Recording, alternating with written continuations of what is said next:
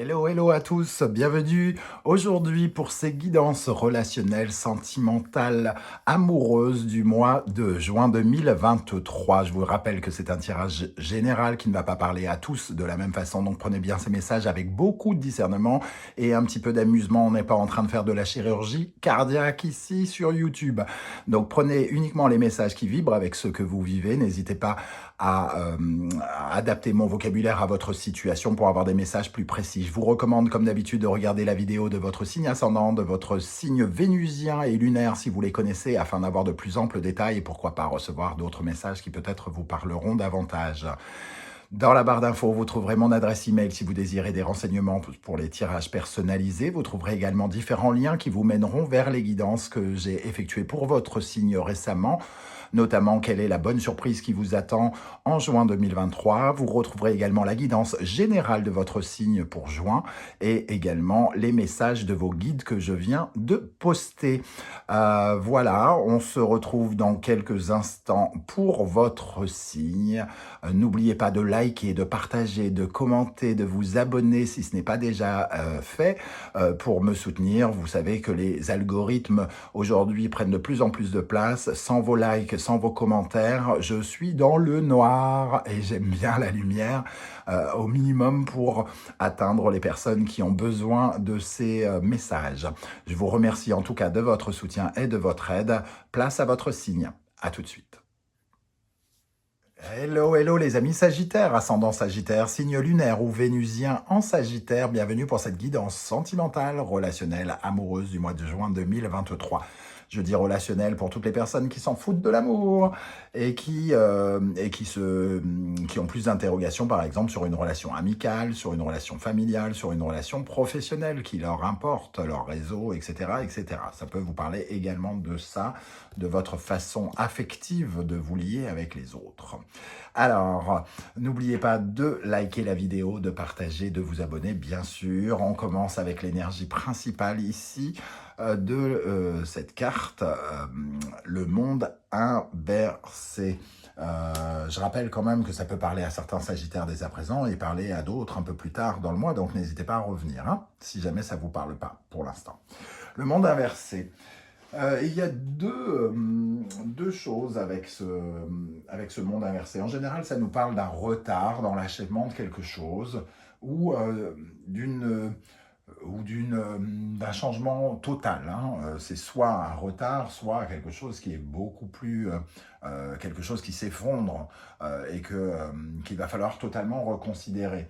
Toujours est-il que ici, il y a un sentiment de blocage hein, avec le monde inversé. On n'arrive pas à clôturer quelque chose. On est pratiquement au bout d'une étape et pour l'instant, elle ne s'achève pas, soit à cause d'un retard, soit parce qu'elle ne s'achèvera, entre guillemets, jamais. C'est ça là, qui peut être parfois problématique. Donc, il va être difficile de vous dire si ça va bloquer définitivement, parce que finalement, ce sont des énergies générales, mais certains vont juste avoir une certaine forme de retard et d'autres vont devoir revoir certaines choses. Donc, on va voir avec le reste des cartes qui vont venir peut-être nous en dire un peu plus. Toujours est-il que le monde ici nous dit que soit on a tendance à un peu trop glorifier une situation et que finalement on se complique la vie, on cause des problèmes, on fait pratiquement comme des problèmes imaginaires, on imagine une sorte de quelque chose qui nous empêche de passer alors que c'est plutôt nous qui l'inventons, ou alors ce sont vraiment des considérations très importantes que ça ne fonctionnera pas et qu'il y a quelque chose qui peut être totalement, entre guillemets, insignifiant et représenter des vraies difficultés. Donc, en tout cas, ça vous parle de quelque chose qui est sur le point de se terminer. Donc, voyez de quoi ça peut vous parler. Le monde inversé aussi, alors pour d'autres, ça va vous parler d'un côté intransigeant, d'un côté pas forcément très bienveillant, un manque d'ouverture vers les autres, un manque d'écoute aussi par rapport aux autres. Alors, on est quand même dans le relationnel, donc ça peut avoir son importance hein, quand même. Donc ici, il peut y avoir aussi un blocage parce que justement, on n'est pas... soit pas assez respectueux, soit pas assez bienveillant. Voilà, ce genre de choses. On peut être, dans la discrimination ou dans ce genre de choses. Alors, bien évidemment, quand je vous dis ces adjectifs, ça peut vous concerner vous directement ou concerner la personne qui est en face de vous, hein. Ça peut être elle qui se montre malveillante, etc., etc. C'est à vous de voir où ça résonne pour vous. Toujours est-il qu'ici, on manque d'ouverture d'esprit. Il y a une certaine forme d'intolérance avec ce monde inversé pour certains. Ok. Avec la sagesse de l'oracle, nous avons l'énergie de la régénération. On voit quand même qu'il y a quelque chose qui doit prendre fin, véritablement. On a deux notions de fin ici. La régénération, c'est quand même la disparition de quelque chose et la réapparition. On voit cet arbre qui s'est consumé, qui est cramé, un peu comme un phénix, et qui commence à repousser. Donc, il y a la fin de quelque chose et la considération de quelque chose de nouveau. Peut-être qu'il vous faut changer quelque chose pour clôturer une étape, pour terminer un projet ou pour terminer quelque chose. On vous a promis quelque chose, on ne tient pas à la promesse, il faut revoir votre copie sur la façon dont vous allez faire quelque chose. Vous deviez le faire avec quelqu'un, faire quelque chose avec quelqu'un, je donne un exemple, acheter une maison ensemble. Malheureusement, la personne avec qui vous deviez acheter a eu une problématique avec sa banque ne veut pas lui prêter l'argent, il va falloir revoir vos projets autrement, c'est-à-dire soit d'être capable d'acheter votre maison tout seul ou de revoir le projet. Voilà, ça nous parle de ce genre d'atmosphère en tout cas. Je ne sais pas comment ça va résonner pour vous, mais c'est exactement ce genre de choses qui se pose ici. Quelle est l'énergie qui va accompagner maintenant les sagittaires célibataires plutôt les célibataires ont l'énergie de la communication. Donc ici, il y a des choses à revoir, peut-être à discuter. Il faut en discuter. Il y a quelque chose ici, en tout cas, qui nous parle d'un voyage peut-être qu'on a envie d'entreprendre, une aventure dans laquelle on a envie de se lancer. Hein. La communication, c'est aussi ça. Et on essaye de trouver une certaine forme d'harmonie avec le signe de la balance, une certaine forme de libération avec le signe du Verseau et une certaine forme de communication ou de mouvement avec le Gémeaux ici. Hein. Donc, trois énergies, en tout cas d'air, qui vous invitent à quand même profiter particulièrement du moment présent, puisque la respiration, c'est aussi calmer certaines tensions, avoir conscience de sa place et de son existence sur Terre. Ici, certains célibataires sont en train peut-être de reprendre conscience de leur existence relationnelle, de leur substance, entre guillemets, j'ai presque envie de dire, avec cette régénération. On est en train de se refabriquer quelque part de l'harmonie, de la libération par rapport à certaines choses. Mais il y a quand même cette notion un petit peu de blocage, de quelque chose qu'il faut maîtriser, hein, ne pas faire preuve d'intolérance, de malveillance vis-à-vis de soi, bien se respecter pour avoir envie justement d'aller de l'avant et faire preuve d'ouverture d'esprit aussi.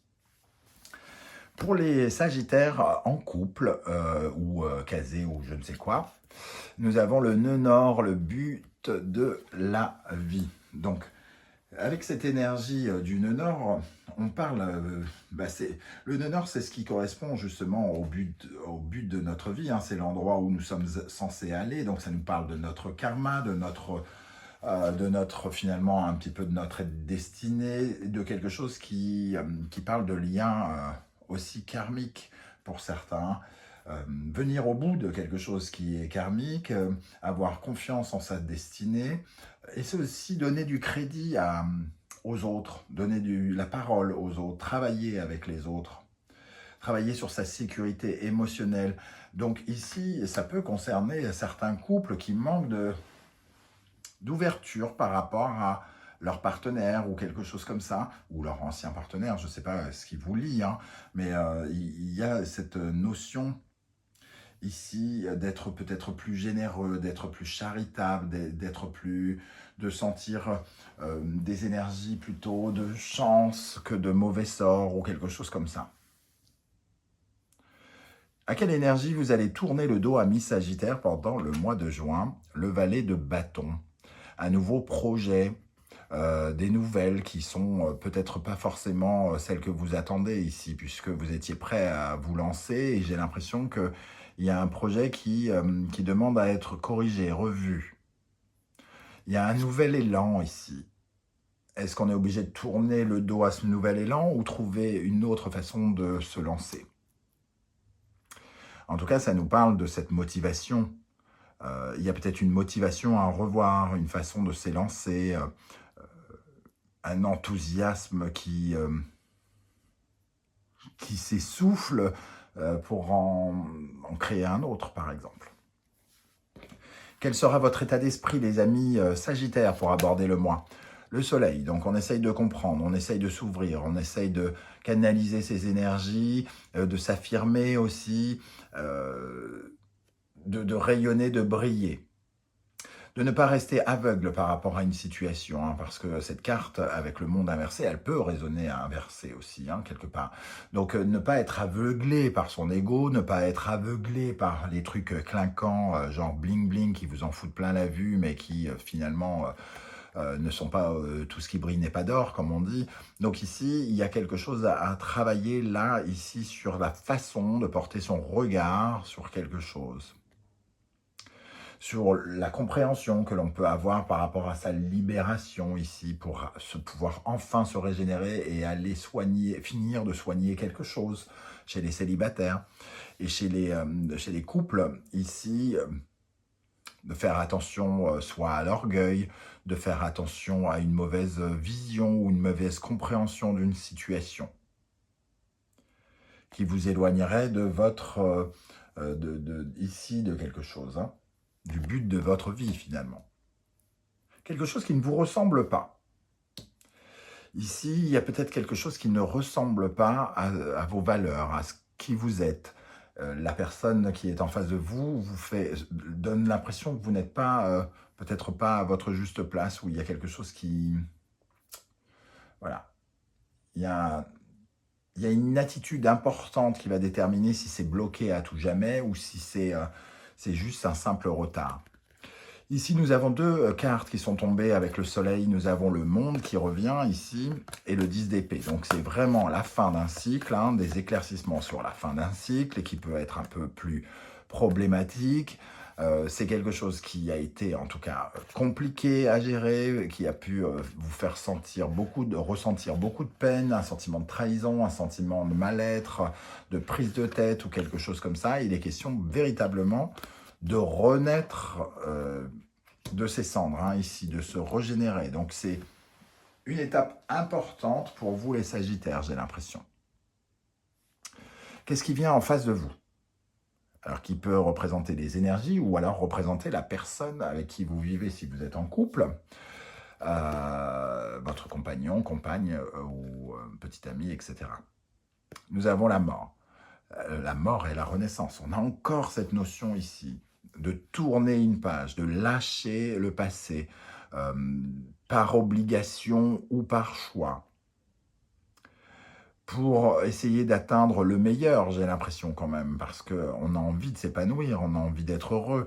Ici, il y a quelque chose qui ne nous épanouit pas dans ce monde inversé. Mais le soleil, il cherche son épanouissement, il cherche le bonheur.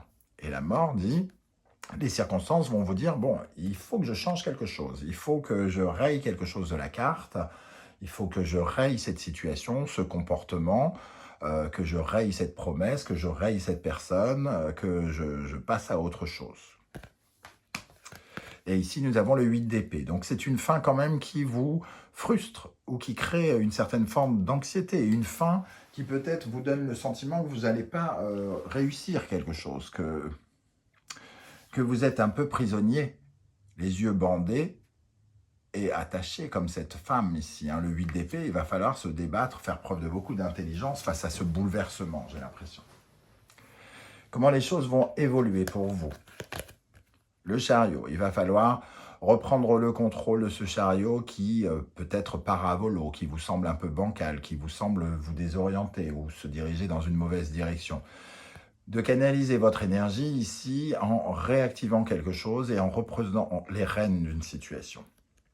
Ça va peut-être vous obliger aussi à bouger, Ça nous parle peut-être de quelque chose en lien avec un déménagement pour certains, hein, une régénération par rapport à un foyer, par rapport à ce chariot qu'il faut prendre en main,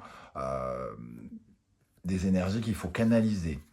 Et nous avons la papesse, qui est en attente, qui est un peu peut-être passive, ça peut nous parler d'une certaine forme de passivité, comme si certains d'entre vous attendaient quelque chose par rapport à un mouvement, comme si vous étiez en attente de mouvement, et qu'il y ait un blocage ici, peut-être par l'intermédiaire de quelqu'un d'autre, hein, d'ailleurs, et qu'ici on attend. Mais on vous dit, avant toute chose, il faut agir. C'est le chariot qui passe devant, hein. La papesse, c'est un peu essayer de ressentir les choses, d'avoir de l'intuition pour savoir dans quelle direction prendre et comment canaliser l'énergie et comment mettre l'énergie pour tenir ses rênes et garder le contrôle de la situation. Comment les choses vont évoluer? Le magicien, donc il y a du renouveau qui arrive. Est-ce que c'est le renouveau que vous attendiez exactement le même? Pas forcément, puisque le monde est inversé. Il y a pu avoir une problématique qui vous oblige à trouver une nouvelle solution, une nouvelle façon de faire, ou alors, tout simplement, il a fallu juste vous rendre compte que c'était des problématiques qui pouvaient se résoudre avec votre tête, hein, ici, sans vous prendre la tête, sans vous auto-parasiter, vous auto-saboter, entre guillemets.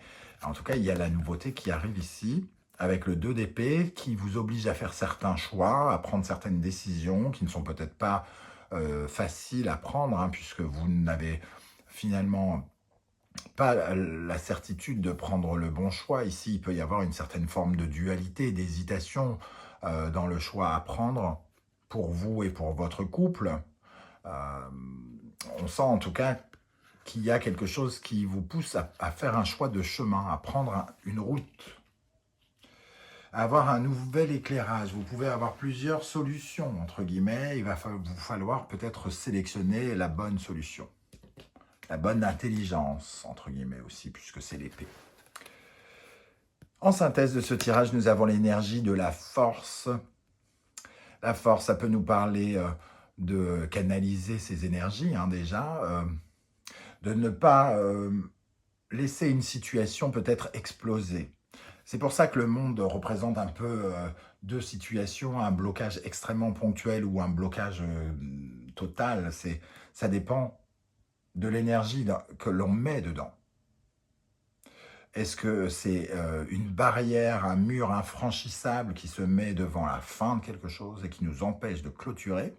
Ou est-ce que c'est un énorme mur imaginaire qu'on a mis et finalement qui ne représente rien?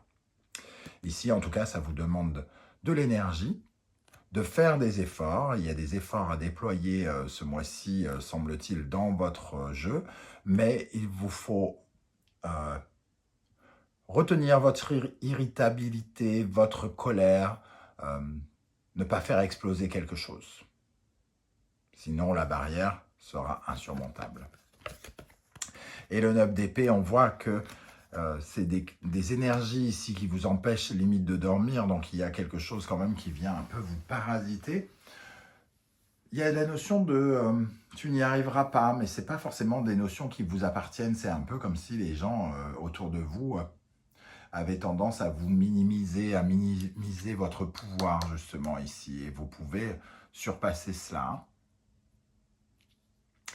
Voilà les amis Sagittaires, comment je ressens ce tirage, je ne sais pas du tout comment ça va vous parler. Ici notamment, n'hésitez pas à commenter, à me dire comment ça vous parle, comment ça vibre pour vous. J'aurai plaisir à lire vos témoignages pour mieux comprendre les messages de ces tarots. Et si vous ne souhaitez pas déballer votre vie sur YouTube, ce que je peux aussi comprendre, vous laissez un petit émoticône par celui de votre choix, un cœur, une poire, une carte, une plante, des doigts, doigt d'honneur comme Lazara. Et voilà, j'aurais plaisir à voir que vous êtes passé et à vous saluer en tout cas. Je vous remercie de liker, de partager, de vous abonner à la chaîne pour me soutenir et pour me permettre de faire grandir cette chaîne YouTube. Je vous en remercie. On se retrouve très très bientôt pour une guidance, cette fois-ci professionnelle et 100% professionnelle et vie quotidienne. En attendant, prenez bien soin de vous les amis Sagittaires. Merci d'être là et à très très bientôt. Ciao ciao.